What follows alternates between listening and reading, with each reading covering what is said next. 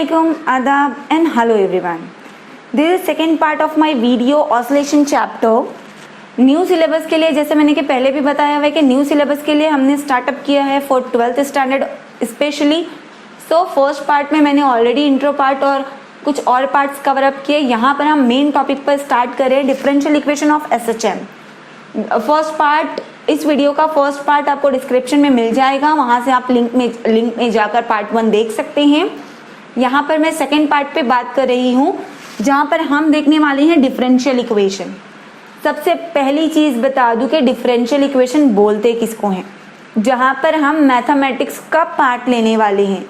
Mathematics में जैसे हम डिफरेंशिएट करते हैं एग्जैक्टली सेम वे में हम यहाँ पर डिफरेंशिएशन करने वाले हैं. डेरिवेटिव जिसको दूसरी लैंग्वेज में बोला जाता है. तो यहाँ पर SHM एक बार फिर से याद दिला दूं, SHM मतलब सिंपल हार्मोनिक मोशन. इसको मैं पहले भी एक्सप्लेन कर चुकी हूँ काफी डीप में विथ एग्जाम्पल. अब यहाँ पर हम डायरेक्ट फाइंड आउट करने वाले हैं डिफरेंशियल इक्वेशन. लेकिन किसकी फाइंड आउट करेंगे? तो सबसे पहले ऑसिलेशन के लिए हम फाइंड आउट करेंगे एक्सेलरेशन की differential equation, after that velocity की differential equation and the last but not the least distance या डिस्प्लेसमेंट की डिफरेंशियल इक्वेशन. तो let's start the topic. Restoring force की इक्वेशन हम पहले भी देख चुके हैं. What was that? F is equals to minus KX. फिर से याद दिला दूं, जहां पर K क्या था? Restoring force constant, X displacement और F जो था वो अप्लाइड फोर्स थी. And this negative sign indicate the opposite direction. Now और भी ज्यादा हम फेमस है इस इक्वेशन के साथ. F is equals to MA. ये न्यूटन की इक्वेशन है जिसके बगैर फिजिक्स में कोई भी काम कंप्लीट नहीं होता. फोर्स की सबसे फेमस इक्वेशन है. जैसा कि हम जानते हैं कि अगर दो इक्वेशन का LHS सेम हो तो अल्टीमेटली उनका RHS भी सेम हो जाता है. इसी तरह अगर दोनों इक्वेशन फोर्स की है तो दोनों का RHS भी सेम हो जाएगा. मीन्स हमको इक्वेशन मिल जाएगी from equation 1 and 2 what I gate? Minus KX is equals to MA. Am I correct? ऐसा ही लिखेंगे. Now अब क्या करना है हमको यहाँ पर? सिंस हम एक्सेलरेशन की डिफरेंशियल इक्वेशन मालूम करने की बात करें तो एक्सेलरेशन के लिए अगर हम करें तो एक्सेलरेशन को अलग से एक तरफ ले लेते हैं ताकि उसका वैल्यू पुट करने में हमको आसानी हो. चाहे तो ऐसा लिख सकते हैं और अगर ऐसा लिखना चाहें MA is equals to minus KX तो हम ऐसा भी लिख सकते हैं. दोनों में कोई खास डिफरेंस नहीं है. यहाँ पर हमको क्या करना है? एक्सेलरेशन के लिए मालूम कर रहे हैं. तो अब हम लोग डिफरेंशियल इक्वेशन स्टार्ट करते हैं. एक्सेलरेशन के लिए क्या करना पड़ेगा? सिंस हमको पता है कि एक्सेलरेशन को अगर डेफिनेशन के फॉर्म में लिखोगे तो कैसे लिखोगे? Acceleration can be defined as the velocity covered. Acceleration can be defined as the rate of change of velocity with respect to time. जैसा हमने बोला है वैसा ही लिखेंगे. Acceleration is defined as the rate of change of velocity with respect to time. And how we can define velocity? तो इसका भी डेफिनेशन है. Velocity is can be defined as the rate of change of displacement with respect to time. तो यहाँ पर जो v आया है उस v का वैल्यू भी हम देख रहे हैं यहाँ पर. सो पहले v का वैल्यू इसमें पुट कर लेते हैं. It will become a is equals to d/dt and v का वैल्यू यहाँ से पुट कर रहे हैं dx अपॉन dt. अब थोड़ा सा इसको और सिंपल वे में थोड़ा सा कॉम्पैक्ट फॉर्म में लिख लेंगे तो क्या बन जाएगा? a is equals to d into D. So d2x upon dt square. ये मिल गया हमको एक्सेलरेशन का फॉर्म जिसको हम पुट करने वाले हैं इस इक्वेशन के अंदर. तो अब जब हम ये इक्वेशन में इस एक्सेलरेशन का वैल्यू पुट करेंगे तो अपने को क्या आंसर मिलने वाला है? m अपनी जगह पर रहेगा. m को हमको कुछ नहीं करना है. पुट कर रहे हैं इक्वेशन 4 इन इक्वेशन 3 में. याद रखना है कब कहाँ क्या करें. यहाँ पर हमने कंपेयर किया था इक्वेशन 1 एंड 2 को। अब इक्वेशन 4 को हम पुट करेंगे इक्वेशन 3 में। तो m एज इट इज है, a का वैल्यू यहां से उठाकर रखना है, that is what, d2x upon dt square is equals to minus kx। Now अब क्या हो जाएगा, ये m का वैल्यू अपनी जगह पर है, d2x अपॉन dt स्क्वेयर भी अपनी जगह पर है। इक्वेशन के इस तरफ अगर कोई टर्म नेगेटिव है तो इक्वेशन के दूसरी तरफ आने के बाद वो क्या बन जाएगा, positive, so that we get like this. ये हो गई हमारी एक्सेलरेशन की इक्वेशन। लेकिन अगर हम इसको और भी ज्यादा कॉम्पैक्ट फॉर्म में लिखना चाहें तो लिख सकते हैं, और इसका वैल्यू हमको कहाँ से मिलेगा, इसके लिए सिर्फ ये करना पड़ेगा कि k का वैल्यू पुट करना पड़ेगा, और k का वैल्यू पुट करने के लिए हमको पहले इक्वेशन से m हटाना पड़ेगा। तो m किस तरह हटाएंगे हम, तो क्या करना है, पूरी इक्वेशन को m से डिवाइड कर देना है, d2x upon dt square plus k upon m x is equal to 0। और k अपॉन m अगर आपको पता होगा तो ओमेगा का वैल्यू होता है, where omega is angular frequency. तो अगर root of k upon m का वैल्यू ओमेगा होता है तो k अपॉन m का वैल्यू कितना हो जाएगा, omega square is equals to 0. This is final equation of differential equation of acceleration for oscillation. Now next, इसके बाद अगर कोई आता है तो acceleration के बाद जो सबसे मेन टॉपिक आता है वो है velocity। तो नेक्स्ट हम फाइंड आउट करने वाले हैं velocity के लिए। अब velocity के लिए हमको ज्यादा दूर जाने की जरूरत नहीं रहेगी,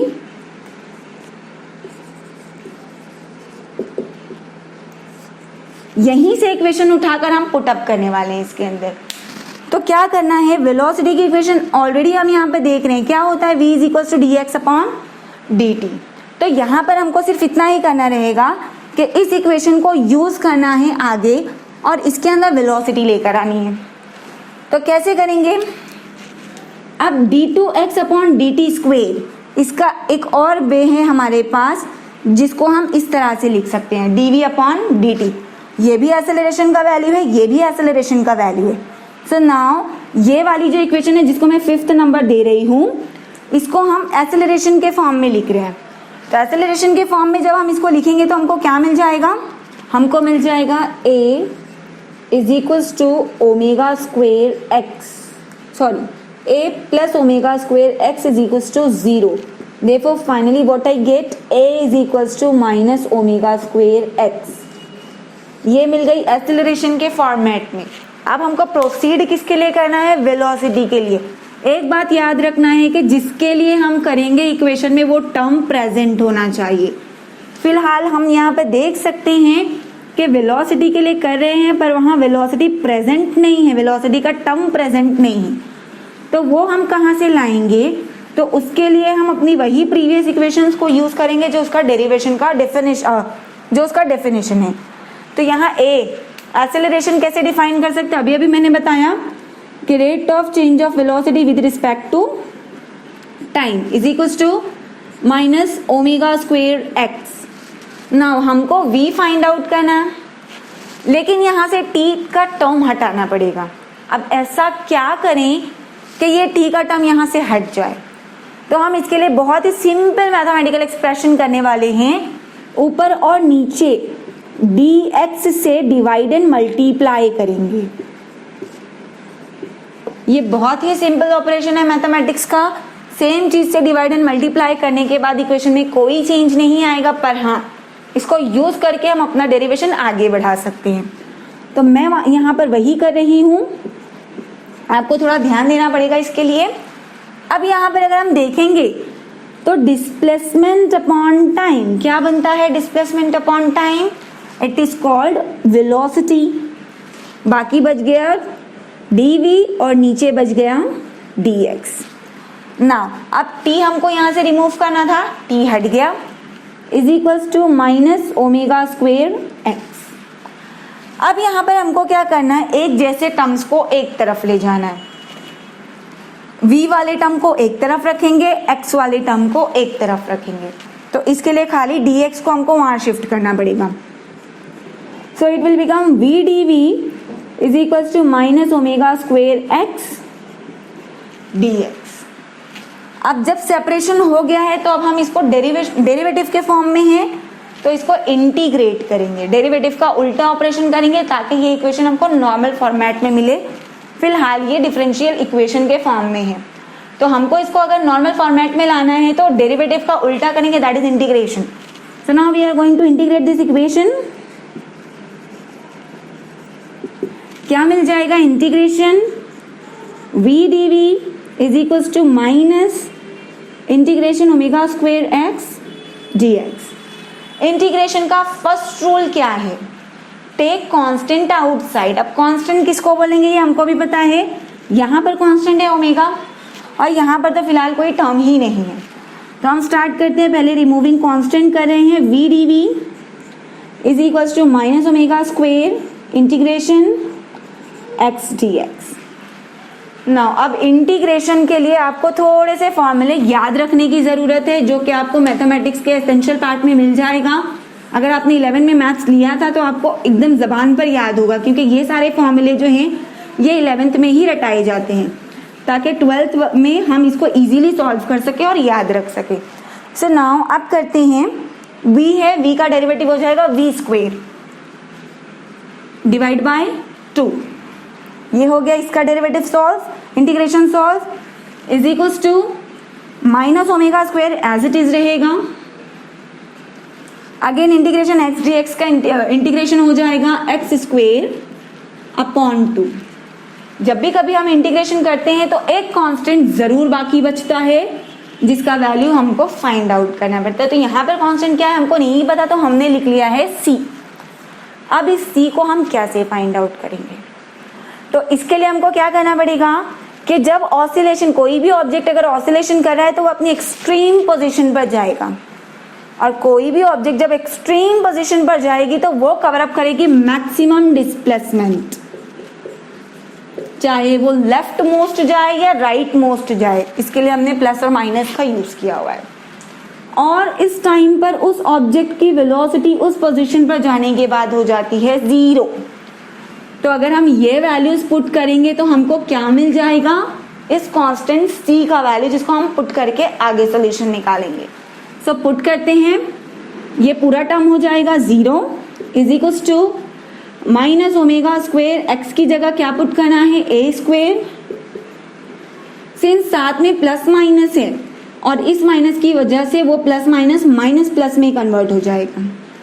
so divide by 2 plus c। अब ये c का वैल्यू फाइंड आउट करना है तो ये टर्म को हमको इक्वल के इस तरफ लेकर जाना पड़ेगा। इसके लिए हमारी वैल्यू कितनी बन जाएगी, c is equals to minus plus equal के इस तरफ जाके प्लस माइनस में फिर से कन्वर्ट हो जाएगा and we get omega square a square upon 2। ये मिल गया है c का वैल्यू। अब इस c के वैल्यू को हम वापस से इसी इक्वेशन में पुट करेंगे ताकि इसको हम सॉल्व कर सकें।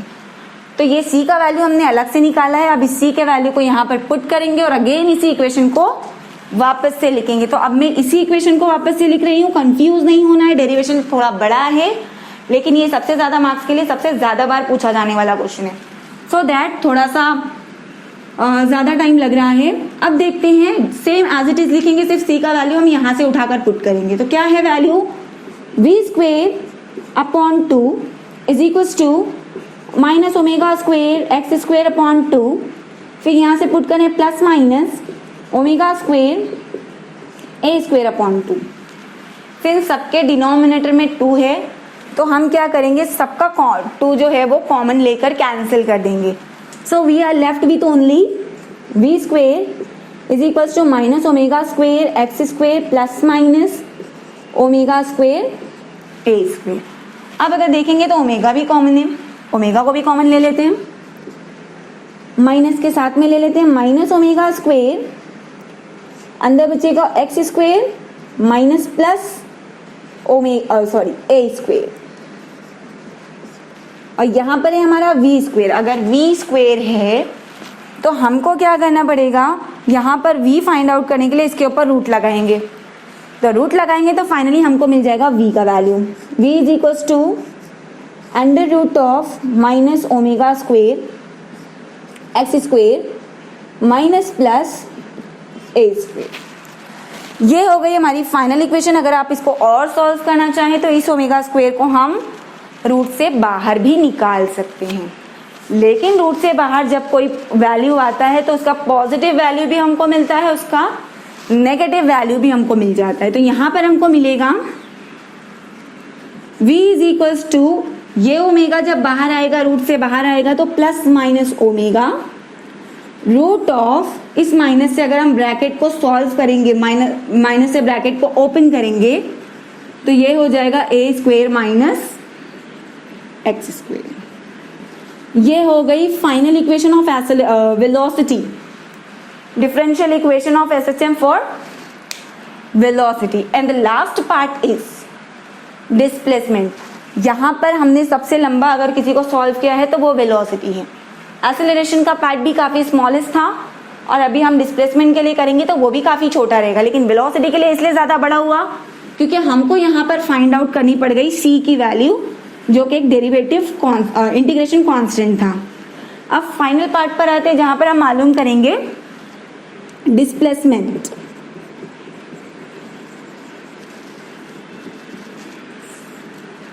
डिस्प्लेसमेंट के लिए हमको इसी इक्वेशन से कंटिन्यू करना पड़ेगा।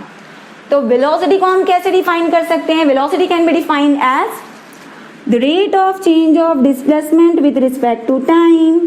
सो दैट v की जगह हमने उसका डेफिनेशन लिख दिया, is equals to plus minus omega root of A square minus X square. तो अब यहाँ पर आगे सॉल्व करने के लिए हमको सबसे पहला काम जो करना है वो ये है कि एक जैसे टर्म को सेपरेट आउट करना है। इक्वल के एक तरफ x वाला टर्म, इक्वल के दूसरी तरफ t वाला टर्म। तो कर लेते हैं। ये जो रूट वाला टर्म है वो इस तरफ आएगा बिकॉज ये x कैरी कर रहा है और dx इसी तरफ है, तो इसको हम यहाँ पर ले आएंगे। तो ये यहाँ मल्टीप्लीकेशन में है तो इक्वल के इस तरफ आने के बाद डिनोमिनेटर में चला जाएगा 1 upon A square minus X square is equals to, और ये dt इस तरफ जाएगा तो प्लस माइनस ओमेगा dt, और ये dx यहाँ पर मिस हो गया सो यहाँ पर dx आ जाएगा। ये हो गया सेपरेशन। आफ्टर सेपरेशन अगेन यहाँ पर डेरिवेटिव है तो इसको सॉल्व करने के लिए हमको फिर से इंटीग्रेट करना पड़ेगा। सो इंटीग्रेट कर लेते हैं। इंटीग्रेशन करेंगे तो हमको अगेन मिलेगा 1 upon root of A square minus X square D X is equals to integration plus minus omega D T. अब यहाँ पर अगेन सबसे पहला काम हम क्या करने वाले हैं, कांस्टेंट को बाहर ले लेंगे। यहाँ पर तो कोई टर्म कांस्टेंट नहीं है, लेकिन यहाँ पर अगेन ओमेगा वैसा का वैसा कांस्टेंट है जैसे कि लास्ट टाइम हमको मिला था। तो इस तरफ वाली इक्वेशन पर कोई इफेक्ट नहीं आएगा, ये वैसी ही रहेगी। A square minus X square D X is equals to omega आ गया बाहर प्लस माइनस ओमेगा और रूट में बस डेरिवेटिव इंटीग्रेशन ऑफ टाइम बच गया सिर्फ हमारे पास। नाउ अब लास्ट पार्ट चल रहा है, एकदम हम लोग एंड अप करने वाले हैं।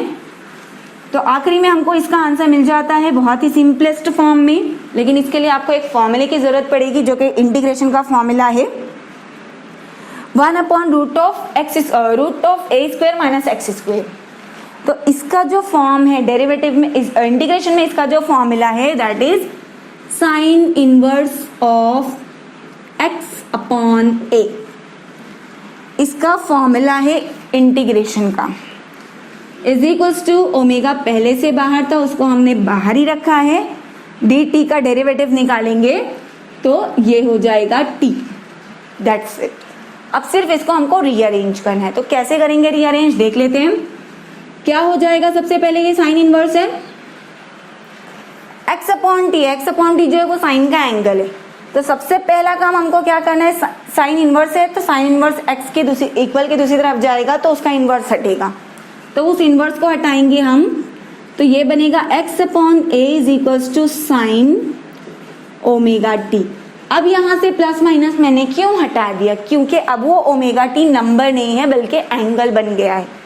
साइन के साथ आया है तो एंगल बन गया, और एंगल के साथ हम प्लस और माइनस नहीं लगाते, so it will become sine omega T. And finally x is equal to a को शिफ्ट कर रहे हैं हम, a साइन ओमेगा टी। ये हो गया हमारा final differential equation of SHM for displacement. यहाँ पर ये डेरिवेटिव कंप्लीट होता है। ये डेरिवेटिव 10 में से 8 बार पूछा गया है, हर बार मैक्सिमम नंबर मतलब 5 मार्क्स और 4 मार्क्स के लिए ये क्वेश्चन हर बार पूछा जाता है। मेक श्योर आपको हर स्टेप समझ में आया हो। अगर आप कहीं पर अटक रहे हैं तो अपनी बुक लेकर उसमें सॉल्व करने की कोशिश करें। स्टिल अगर आपको कोई प्रॉब्लम आ रही है तो आप मुझे कमेंट करके पूछ सकते हैं। और जाते जाते अगर आप सब्सक्राइब करना भूल गए हैं तो अपनी इस भूल को सही कीजिए और सब्सक्राइब करना बिल्कुल ना भूलें। Stay safe, stay learn.